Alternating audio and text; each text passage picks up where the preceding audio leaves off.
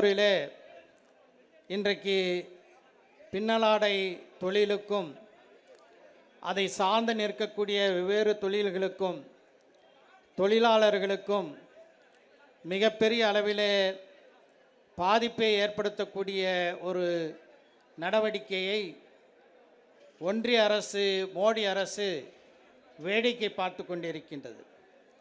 இந்த நேரத்தில் முன்னரையாக ஒன்றை சொல்ல விரும்புகின்றேன். இன்றைக்கு திருப்பூர் மிகப்பெரிய அளவிலே இந்தியாவே உற்று நோக்கக்கூடிய ஒரு தொழில் நகரமாக, குறிப்பாக பின்னலாடையின் தொழிலின் காரணமாக உருவாகி இருக்கின்றதென்றால், அந்த பின்னலாடை தொழிலை 1935 இங்கே கொண்டு வந்த 2 சகோதரர்களை நான் குறிப்பிட்டாக வேண்டும். ஒருவர் பேர் எம்ஜி குலாம் காதர் சாஹிப், இன்னொருவர் அவருடைய சகோதரர் சத்தார் சாஹிப். 1935 அவர்கள் தலை சுற்றி மிஷின் என்று அழைக்கப்பட்ட ஒரு இயந்திரத்தை கொண்டு வந்து கையால் சுற்றி இந்த பின்னலாடைகளை தயாரித்து அவர்களே விற்பனை செய்வதற்காக திருப்பூர் மற்றும் அதை சுற்றி இருக்கக்கூடிய இடங்களுக்கு எடுத்து சென்று, பிறகு மெல்ல மெல்ல அந்த நிறுவனம் வளர்ந்து பேபி நிட்டிங் கம்பெனி என்ற பெயருடன் செயல்பட்டு அது திருப்பூர் பின்னலாடை உலகினுடைய ஒரு தலைநகரமாக மாறி இருக்கக்கூடிய ஒரு சூழலை இந்த நேரத்தில் நினைவுபடுத்த விரும்புகின்றேன். அமெரிக்க அரசாங்கத்தினுடைய இந்தியாவிலிருந்து இறக்குமதி செய்யப்படக்கூடிய, அமெரிக்காவில் இறக்குமதி செய்யப்படக்கூடிய பொருள்களுக்கு 50 விழுக்காடு டாரிஃப் என்று சொல்லக்கூடிய அந்த சுங்கவரி விதித்தது குறித்து எனக்கு முன்னர் உரையாற்றியவர்கள் குறிப்பிட்டது போல, நீண்ட நெடிய காலம் தன்னுடைய நண்பர் என்று சொல்லக்கூடிய ட்ரம்பினுடைய இந்த நடவடிக்கையை பற்றி மோடி வாய் திறக்கவில்லை. இந்த மௌனமாக இருந்த மோடி சில நாட்களுக்கு முன்னால் அவருடைய சொந்த மாநிலமான குஜராத்துக்கு செல்கிறார். அகமதாபாத்திலே மோடி உரையாற்றுகிறார். அப்படி உரையாற்றும் போது அவர் சொல்கிறார், அகமதாபாத்தின் மண்ணிலிருந்து, காந்தியடிகள் அவர்களுடைய மண்ணிலிருந்து நான் உங்களுக்கு வாக்குறுதி அளிக்கின்றேன். சிறிய வியாபாரிகள், கடைக்காரர்கள், விவசாயிகள், அதே போல பண்ணை வளர்ப்பாளர்கள், இவர்களுக்கெல்லாம் நான் மிகவும் முக்கியத்துவம் கொடுப்பேன். மிகப்பெரிய கேடுக்கும் உங்களுக்கும் இடையிலே ஒரு சுவராக நான் நிற்பேன் என்று மோடி குறிப்பிட்டிருக்கிறார். நல்ல வார்த்தைகள் தான், அதில் மாற்று கருத்து இல்லை. விவசாயிகளை பற்றியும் கோழிப்பண்ணை வளர்க்கக்கூடியவர்களை பற்றியும் அவர் சொல்லியிருப்பதை நாம் பாராட்டுகின்றோம். ஆனால் அதே நேரத்தில் அவருடைய உரையில் மிக முக்கியமாக இன்று இந்தியாவையே மிகப்பெரிய அளவில் பாதித்திருக்கின்ற தொழிலாளர் வர்க்கம், தொழில் செய்யக்கூடியவர்கள், தொழிலாளிகள், இவர்களை பற்றி ஏதாவது பேசியிருக்கிறாரா என்றால் நிச்சயமாக இல்லை.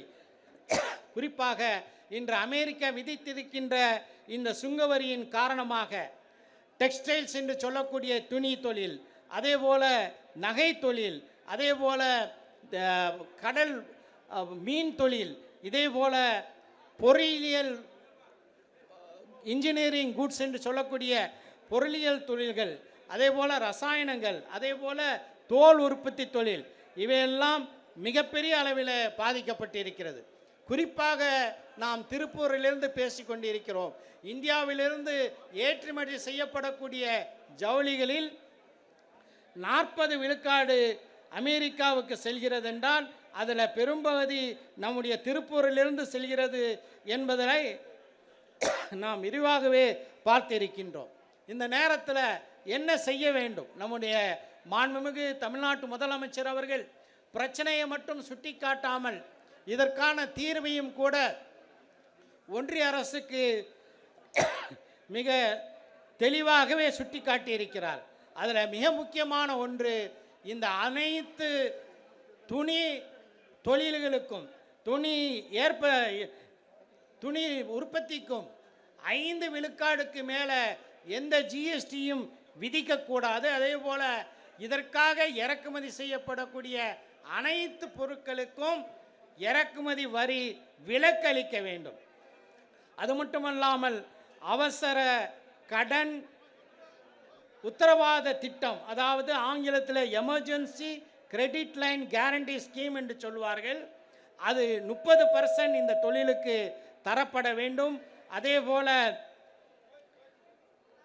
Remission of duties and taxes on exported products, ஏற்றுமதி செய்யப்படக்கூடிய அந்த பொருள்களுக்கான சுங்க வரியும் முழுமையாக விலக்களிக்க வேண்டும் என்று மிக தெளிவாக ஒரு கோரிக்கையை ஒன்றிய அரசாங்கத்திடம் வைத்திருக்கின்றார்கள்.